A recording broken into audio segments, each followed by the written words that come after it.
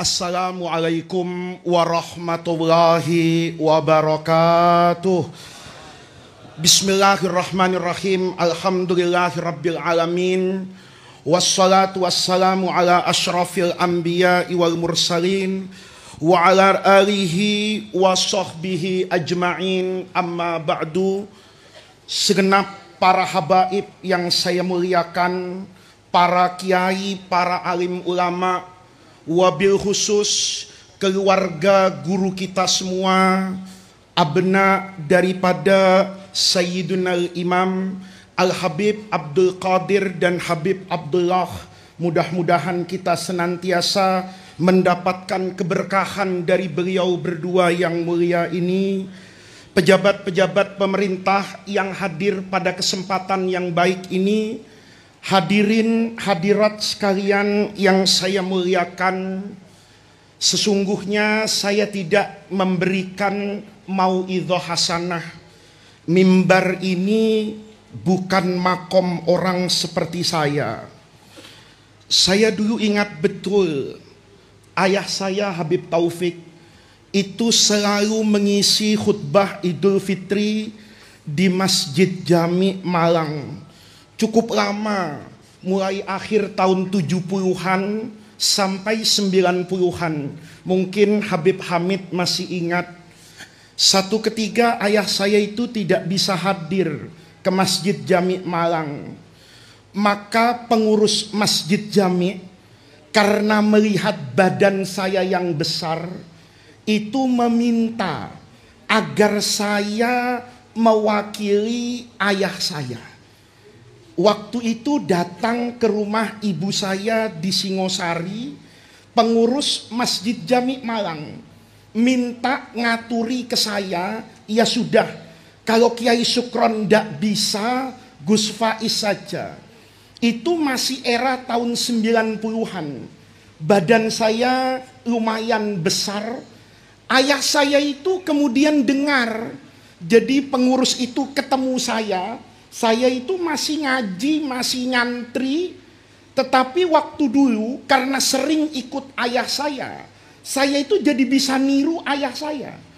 Karena saya kedengaran ceramah di Jakarta, maka Masjid Jami Malang itu ngaturi saya. Ayah saya itu dengar para habaib, kalau saya mau ke Masjid Jami Malang, itu bukannya seneng, bukannya disupport, malah dilarang. Ayah saya itu manggil saya. Kata ayah saya, kamu, saya tidak robah ini, sanatnya mutasil ini, kamu mau ceramah di Masjid Jami Malang, tidak boleh. Itu bukan makommu. Di situ ada makamnya Habib Abdul Qadir. Di situ ada Habib Abdullah. Bukan orang model kamu yang suaranya harus terdengar ke Darul Hadis. Maka saya ingat betul akhlak dan ajaran ayah saya. Waktu Habib Soleh ini ngaturi saya, itu saya bilang sama Habib Soleh, ini salah ngundang orang. Saya datang ke pesantren beliau di Tegal, iya, tapi ke Darul Hadis tidak, kata saya. Saya ini bukan diundang kalau ke Darul Hadis. Saya yang ngemis, saya yang minta bertabarruk kepada guru-guru yang luar biasa manakibnya kita baca. Saya mohon maaf para habaib, kadang-kadang kalau di Jakarta di depan santri saya ini betul kata Habib Taufik, merasa kiai.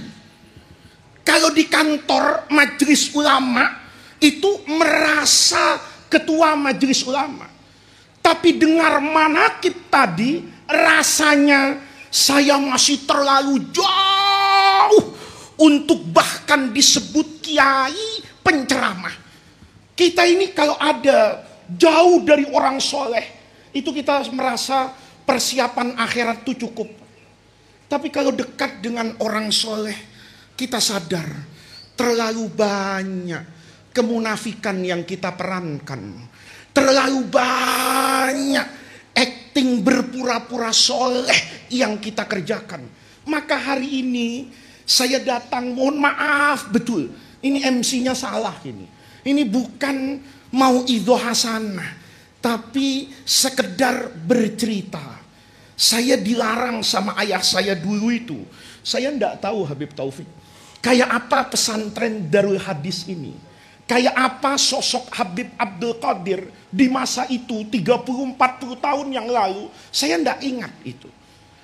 Begitu saya membaca, ada satu buku di Mesir dulu saya baca. Itu karangannya Profesor Quraisy Shihab. Menceritakan perjalanan ilmiah beliau. Ditulis tangan berbahasa Arab. Sekarang sudah dicetak di bahasa Indonesia. Judulnya Logika Agama. Bercerita tentang dua alim besar yang memberikan athar ilmi yang luar biasa.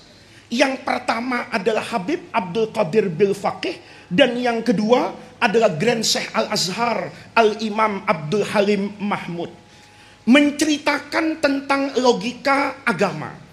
Kata Habib Quraisy Shihab ini dalam bukunya, ketiga orang berwudu faqidul ma, itu mengapa digantinya dengan tayamum, yang air dengan turab ini berbeda sekali.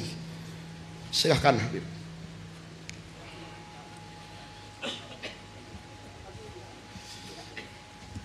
Di depan.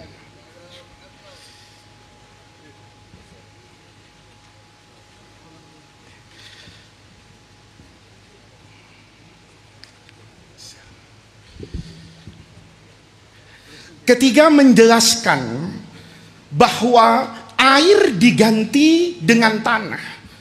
Kata Prof. Quraisy Shihab yang begitu panjang perjalanan keilmuannya di Timur Tengah, khususnya di Al-Azhar, kata beliau, saya tidak mendapatkan jawaban yang mendamaikan logika dan mendamaikan hati melebihi jawaban guru saya di Darul Hadis. Al-ma itu yunadzif, membersihkan, sementara debu dan tanah secara kasat mata itu mengotori. Kata beliau, Prof. Quraisy Shihab menukil dari gurunya Habib Abdul Qadir, karena yang namanya toharoh itu bukan persoalan toharoh badaniyah saja. Kalau cuman kebersihan yang diinginkan oleh Allah itu kebersihan lahiriah, maka tentu seandainya air tidak ada, akan digantikan dengan alat yang mungkin senyawa dengan air. Tetapi ketika orang berwudu, tidak ada air diganti dengan tayamum, agar hati manusia selalu ingat dengan asal kejadiannya dari tanah. Dia bukan siapa-siapa dan bukan apa-apa. Kalau bukan rahmat Allah Subhanahu wa ta'ala, kita tidak akan pernah menjadi manusia. Membaca jawaban itu, saya kemudian di dalam hati, ini yang tadi disebut oleh Al-Mukarram Habib Taufik, murabbi al-arwah. Sentuhannya tidak selalu syariat, sentuhannya tidak sesuatu yang memuaskan logika, tetapi sesuatu yang mendamaikan hati, bahwa ada bagian dari syariat ini yang Allah syariatkan kepada manusia, bukan saja untuk toharoh lahiriahnya, tapi juga untuk toharoh batiniyahnya. Dari situ saya bermimpi, kapan saya bisa datang ke Darul Hadis, karena saya merasa bukan makom saya. Untuk dekat ke sini ini saya takut betul. Tadi untung ada Habib Soleh yang nemanin saya, sehingga saya mempantas-mantaskan makom. Ini yang pertama. Yang kedua, hadir di acara seperti ini, itu juga Habib Taufik diajarkan oleh ayah saya. Saya di antara anak Kiai Syukron Makmun, itu yang tidak pernah hatam kitab saya, Pak. Tapi setiap hataman di pesantren, saya ikut. Jadi hatam tidak pernah, tapi kalau hataman, dulu ayah saya ceramah di Lerboyo, di Asem Bagus, itu saya ikut. Ya, jadi saya yang tidak hatam kitab saja bisa separuh kiai. Jadi kalau ada santri Darul Hadis atau santri mana, hatam kitab tidak jadi kiai, itu namanya takdir, Habib Hamid. Ya. Jadi saya itu dulu, kalau ada acara besar seperti ini, haul para habaib, pengajian di pesantren, ayah saya itu maksa saya ikut. Saya bahkan boleh tidak sekolah. Kalau datang ke hal itu, ayah saya yang nulis izin ke guru-guru saya. Saya kemudian datang di majelis ini, ayah saya cuma kasih nasihat satu. Nanti kamu ketemu sama Habib siapapun, cium tangannya, pandang matanya. Cuma itu. Karena saya masih kecil, tidak mungkin paham ngaji. Kata ayah saya, cium tangannya, tatap matanya. Besar, saya ketemu dengan Mufti Agung Mesir, duduk di kaki beliau sehari Jum'ah itu. Kata sehari Jum'ah begini, setiap santri yang belajar talaqi dengan guru, itu pasti akan punya sir, rahasia yang tidak dimiliki oleh orang yang ngajinya itu tanpa guru. Kenapa? Karena saat bertemu dengan guru, kita mencium tangan guru kita. Tangan guru kita ini pernah mencium tangan, yang tangannya bertemu dengan tangan, yang tangannya bertemu dengan tangan, tangan ini bersambung sampai Imam Ahmad bin Isa al-Muhajir nyambung ke buyut-buyutnya, ketemu dengan tangannya Rasulullah Shallallahu Alaihi Wasallam. Jadi tabarruk cium tangan itu bukan bid'ah. Yang bilang bid'ah nggak ada ajaran Islamnya, itu ngajinya kurang lama, Pak. Ya. Atau sebelum hatam pulang duluan dan tidak hadir waktu hataman.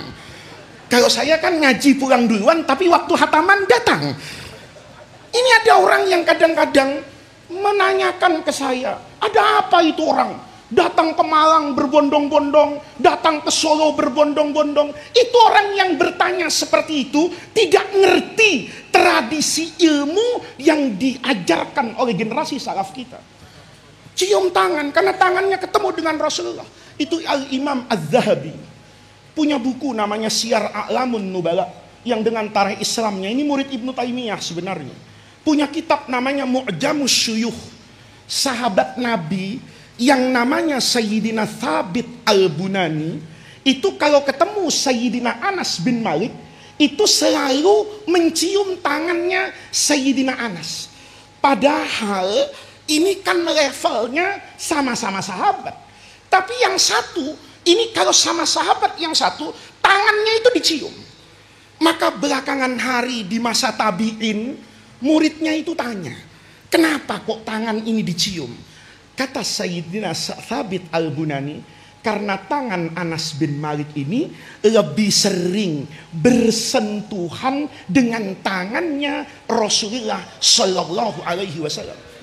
Maka dulu orang Madura itu, kalau ada jemaah haji, itu nggak cukup dicium tangannya, tapi dicium pipinya. Itu ada dalilnya. Kenapa jemaah haji itu, ya kita cium mukanya?